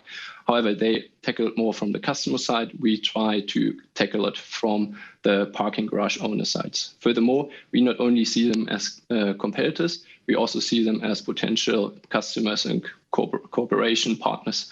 So we can offer our software as a solution service to them, and they can further attract more customers to their services. So who are we? We are a team of 4. We are all professional MBA candidates at the WHU. We are all part of the online MBA with a lot of experience and a diverse background. So we have, for example, data analysis background, marketing and sales, customer relationship, and product development. So what is our plan? We phased our plan in 3 stages. The phase 1 is where we focus on in-depth market research and the initial software development, the prototype, where we aimed and estimated a 4-month period. And in that pre-seed funding, we're looking for a 30,000 euro investment. The second phase is the launch of our dynamic basic model and the dynamic plus model, where we test on our customer side, and we estimated a time frame for that for 5 months. And that phase, we're looking for an additional 50,000 euro investment. And the third phase is the launch of our most dynamic model, the connected dynamics, where we have our first paying customers. And we estimated a time frame for 6 months, and looking at that stage then again for additional funding. Yeah, thank you very much for your time and your attention. And we are ready for your questions now. Thank you very much, Ivan. Now I'll open it up for questions from our jury. Thanks, guys, for the presentation. I do have a question regarding the business model a little bit. So when I am looking for a parking spot, I usually have a car and I need to put that car somewhere. So pricing is actually not really the issue, like 10 or 20% up or down. If I find a parking garage that is full and the next one is empty, then I'm going to go for that one that is empty. So how do you think you have a market in that? Like, what's your in that dynamic pricing? I could say that we're not focusing on the customer of the parking garage. We're only focusing on the actual owner of the parking garage. So they want to drive profitability. So you're exactly right. If that is full, but you asking, for example, still way too little, right? Like, for example, you could ask way more because the other one is full. So you're the only one who still has available seats or like slots in that case. And so you could ask for more money. As you said, price is not a point anymore in that equation. And as a supplementary feedback for the points from Jan, so we are not targeting to end consumers. We are rather targeting to B2B customers like the parking lots. So what we are doing is, if it's a high season like the peak season, then we are going to increase the price. If the parking lots is empty, then we are going to decrease the price. So we are actually not looking at the end consumer side, but rather just looking at how we can optimize the pricing strategy of the parking lots. So one question from me, if I'm now a parking lot owner, this means completely switching my sales channel, basically, right? Because I can't use my signs anymore. I need some kind of pre-booking opportunity probably. And I totally see the value, but what are my switching costs as an operator?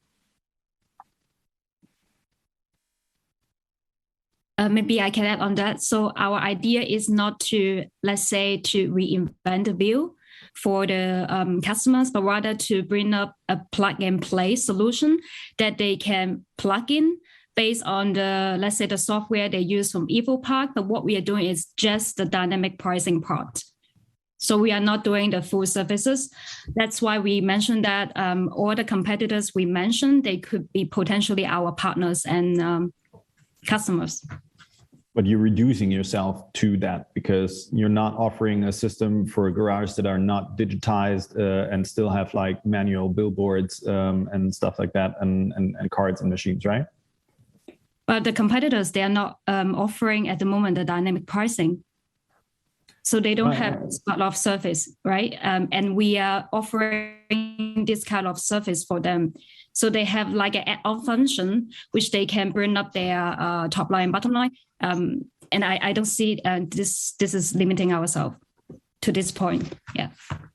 But when they already have the infrastructure, so your competitors, why aren't they able to build up this add-on? So what you using is the existing data of the availability of the parking spot from your customers.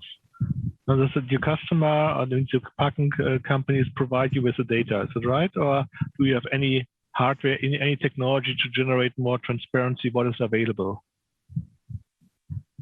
No, we use what they provide us, yes. And then if we have a more bigger customer base, we compare the availability also with your competitors. And based on that, we can set a more competitive price. So for example, what Robert said, if the other one is full, we can obviously charge more. Yeah, okay, I understand. But for example, if the different parking houses are competing also against each other, probably depending on what kind of city, but it means they're providing with the data, you take the data and say, we make an additional, more flexible pricing. And you're not sure they're providing the data to other, let's say, provider, let's say Google or someone else and say, okay, I need the data, I need to know where something available, and I provide to my customers. So how you want to defend this? Because at the end, probably you have to have a higher price. On the other hand, the only thing what you have is the data, and the data is not protected. It's maybe if the parking company decides to open it up to say, okay, I will bring it to some other providers which are more integrated in the market, for example, Google or someone, maybe Apple, then they have the accessibility, and then you're out of the game of the data. No? So the question is how you protect this on the long run, how to get it exclusive, because otherwise I think it's difficult to defend it. if you not have any special hardware, if you not have any special data to say, okay, this is something only we know. And that's the reason why you get more, the final consumer gets more access to data, and you make a more flexible, means optimized pricing. So you have to have some unique knowledge, I think. What do you think about this? I think here then comes to 2 points, right? The first is speed. And at the moment, if you can argue that if Amazon, Google jump in, I mean, basically these big players, they can jump into every category if they want, right? So I think speed is the key. That's why how we are going to, let's say, go into the market first, and we are going to scale. So somehow we can fortressing our business model, right? But on the other hand, I mean, you can always argue that how Google and how Amazon is going to occupy all the industries, right? And then the second thing is, as we rightfully said, and as we mentioned that, when we look at the other competitors in the market, they are really providing solutions just for, let's say, the benefits of the end users. They're not really looking or optimizing optimizing the, let's say, the revenue of the parking lots. And that's what we are doing. And the way what we're doing is not, let's say, we inventing the whole view and say you have to install only our solution to make it work. It's like we put on our solution based on what you already have. You just do plug and play. And if Evo Park say, hey, this is my customer, and but then it is okay, because we are also going to offer this SaaS to Evo Park, and then they can also put it into their, let's say, system. So their end user, which means the user driving the cars, can also see this dynamic pricing, right? So that's somehow also benefiting their users. So yeah. I hope I answer your questions. And that is all the time we actually have for questions. So I'd like to thank Ivan, Yavin, Natalie, and Jan for pitching us your interesting solution to an interesting opportunity. Next, and finally, our last team of the day, I would like to introduce B2B NPL. Niklas, Lisa, Lucas, welcome to the stage. Hi, everyone. My name is Niklas, and I'm really happy to be here and represent Surely Pay. Our company is developing a checkout toolbox, enabling B2B e-commerce sellers to offer flexible payment terms to their customers by providing a modular checkout solution. We identified that B2B e-commerce sellers cannot offer flexible payment options at checkout. So basically, they are not able to access the same options as direct-to-consumer e-commerce shops are already. In traditional offline B2B trade, 50 to 60% of deals are made on payment terms. Providing this online makes B2B trade even more challenging, imposing challenges on the B2B seller to manage liquidity, credit risk, and building trust in the even more anonymous online environment, while still offering a great customer journey at checkout point of sale. So with Surely, we are going to offer a modular buy now, pay later toolbox.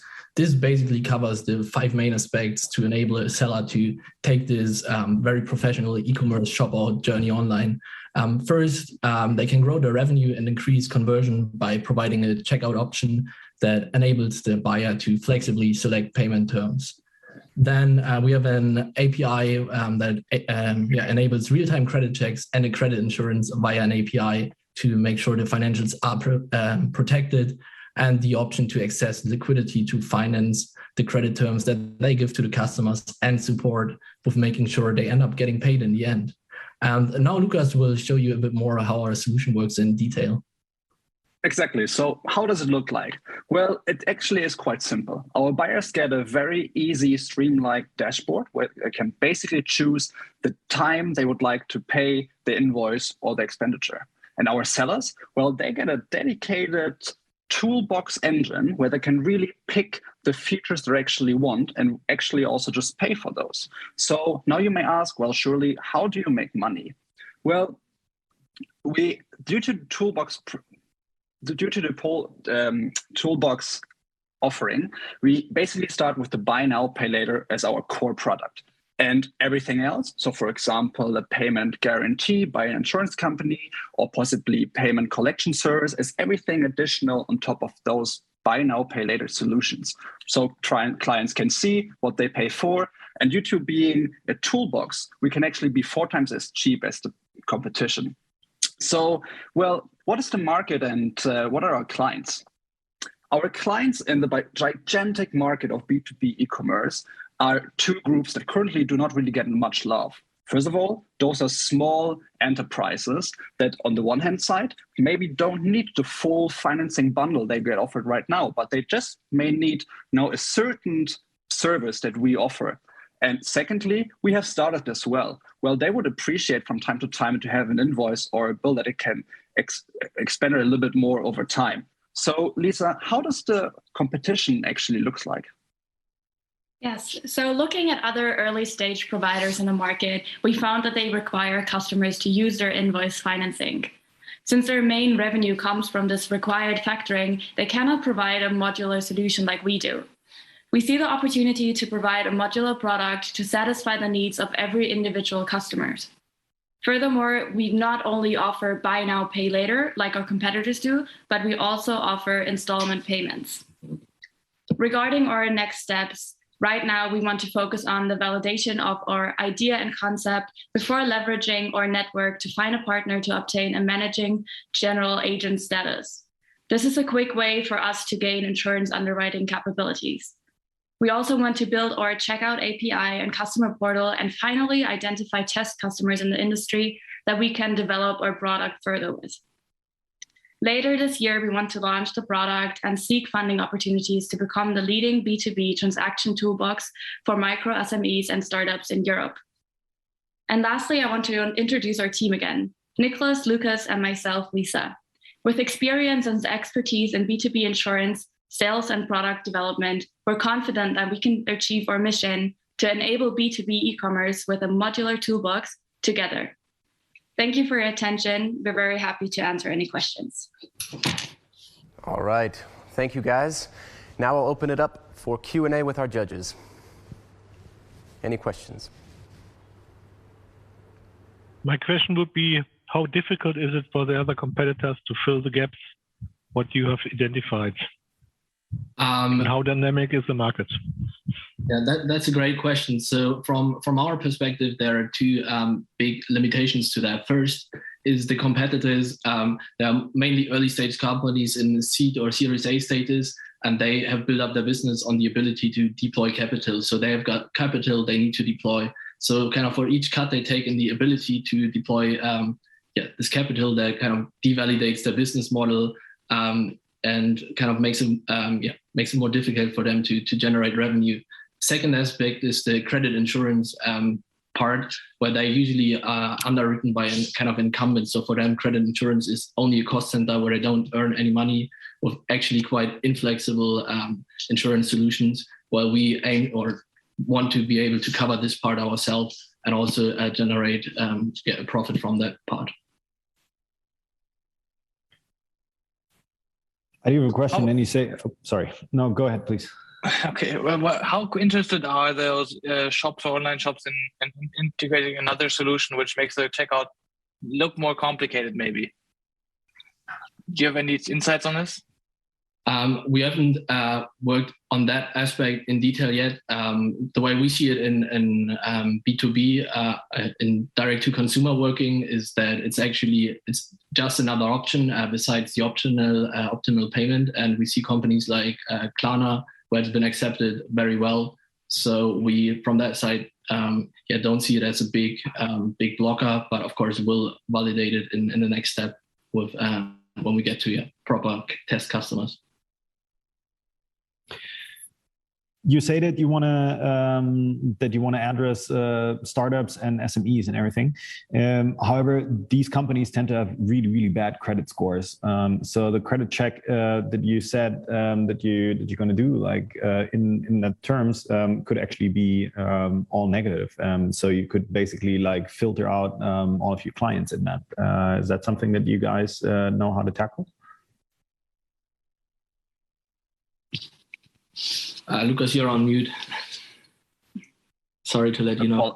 Apologies. Well, that's something we definitely discussed. And you're right, adverse selection, especially at the beginning, is a problem. So the first customers are going to be customers that basically have quite a bad credit score. While there's going to be a certain availability of us to tackle those, and we very quickly want to move on and actually get to the point where we have SMEs that do not use it, not because they have a very bad credit scheme, but more because they're not yet enabling the tech and all the capabilities that come with it. So we're still a little bit, having a buffer for that at the beginning, and then hopefully to move on very quickly. Okay.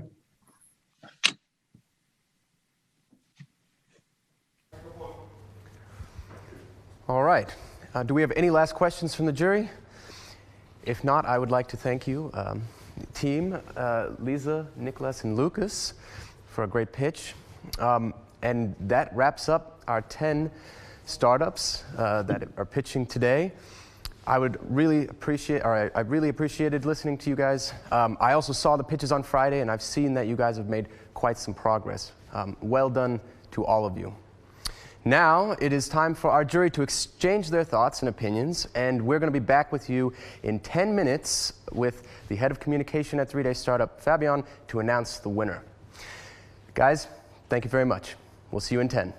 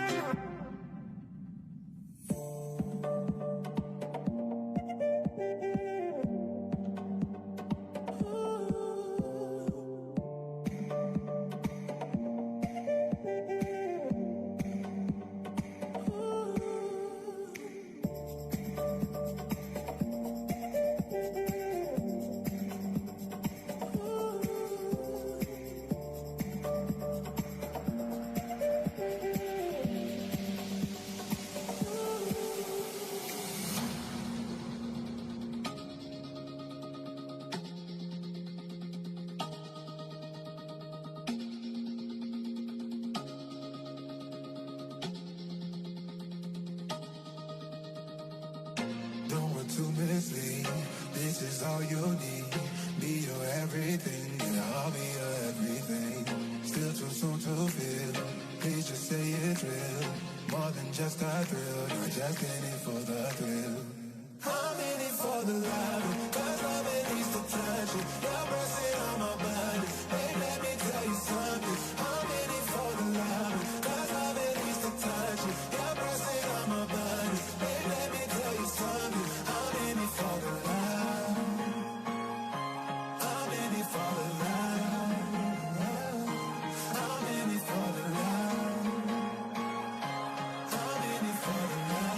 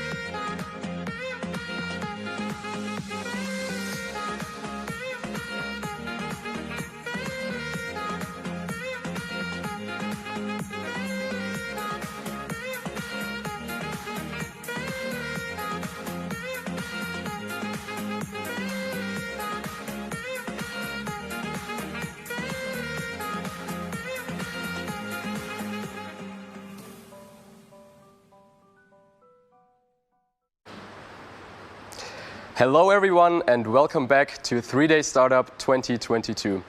We hope you liked the pitch battle as much as we did and were inspired by these awesome presentations. Our entire team is truly amazed by how much progress you made in just 3 days. We know you all worked hard on this and all of you can definitely be proud of the result. As you know, this year there are a few prizes that you can receive within our program. First, we have 2 wildcards that will be given out after the event, each to one suitable team for the respective program. And second, the top 3 teams chosen by our jury will be offered free legal advice from our main sponsor, Osborne Clarke, for the beginning of their startup journey. Let me just briefly touch on the opportunities of the 2 wildcards. One wildcard is from the Pitch Club, founded by Daniel, who hosted our pitching workshop on Friday. The Pitch Club hosts a pitch event where around 200 startups compete on the limited 10 spots available to be able to pitch their idea in front of investors. With the wildcard you can receive from 3-Day Startup, you're able to skip this huge competition and have one of the 10 places of their next event secured for you. So, if you get contacted as the chosen team, we of course highly recommend to make use of this huge opportunity to get funding and also build your network. The other wildcard we have is for the ideation program of the RWTH Aachen University. This is a 3-month program that provides you with one-on-one coachings, professional services such as designing, finance, office space, photo and video shootings, and much more, as well as a great support to guide you to your first funding round. We believe this is also great value for the chosen team, so if you want to make use of this opportunity, contact us after the event and we will then discuss with our partner which team will be given access to the program. And now over to the most important part, the results from the jury. It was for sure not an easy decision for the jury to decide on the winner, since we saw a lot of great pitches this afternoon. But now I don't want to let you wait any longer. I will announce the top 3 teams the jury has just decided on. So to start with team number 3, we have, with place number 3, which is also team number 3. Congratulations to Black Soldier Fly, Gian, Willi and Fabian. Really, congratulations guys, a great pitch and a great idea. Very well deserved to be in the top 3. Next off, the second place goes to team number 6, Elephant Jobs, with Chantal, David, Kai and Lucas. Also, huge congratulations to the entire team. And lastly, the first place of 3-Day Startup 2022 goes to team number 2, Honest Dog, from Sufjan and Nikolaus. Huge congratulations, guys, to the entire team, to the mentor. Great idea, a very great pitch. We really liked it. Very well done. All the teams that are in the top 3 can get in touch with us to receive their free legal advisory from Osborne and Clarke after the event. And with that, guys, the event now comes to an end. We are very happy to have had so many great participants, mentors, jury members and partners for this year. Special thanks go to our main sponsor, Osborne Clarke, and our co-sponsor, Bridgemaker.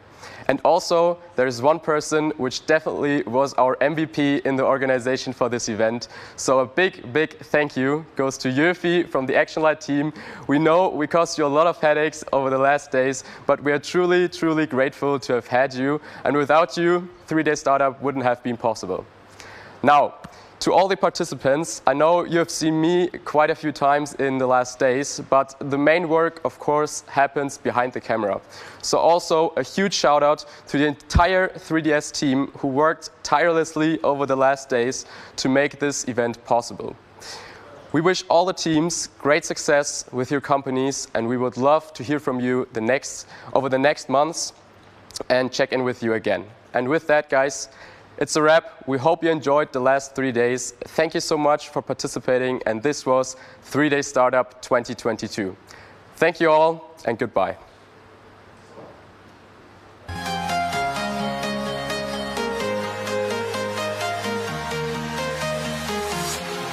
walking alone, the streets are empty. The only thing I can see is my own silhouette. I'm getting stronger.